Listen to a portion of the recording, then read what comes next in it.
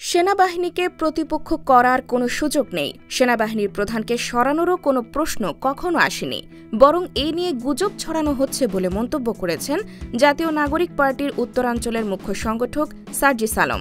এ সময় তিনি নির্বাচনের সময় নির্দিষ্ট করার পক্ষেও মত দেন। শনিবার জাতীয় প্রেস ক্লাবে রংপুর বিভাগ রিপোর্টার্স ফোরামের ইফতার মাহফিলে এসব কথা বলেন তিনি।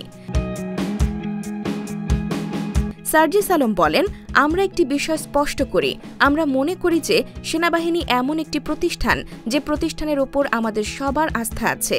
এ শ্রদ্ধাবোধ আমাদের সকলেরই আছে, আমরা এটা হারাতেও চাই না। তিনি বলেন, আমরা মনে করি অভ্যুত্থানের গুরুত্বপূর্ণ সময়ে তারা যেমন বাংলাদেশের মানুষের পাশে ছিল, একইভাবে আগামীতে তারা বাংলাদেশের মানুষের পাশে থাকবে। যে একটি ঘটনা সামগ্রিকভাবে আমরা শুনতে পাচ্ছি, আমরা মনে করি বিষয়টি অনেকটা এমন নয়। এখানে জনগণের সঙ্গে কিংবা জাতীয় নাগরিক পার্টির সঙ্গে কিংবা রাজনৈতিক দলগুলোর সঙ্গে সরাসরি সেনাবাহিনীকে প্রতিপক্ষ করার কোনো সুযোগ নেই।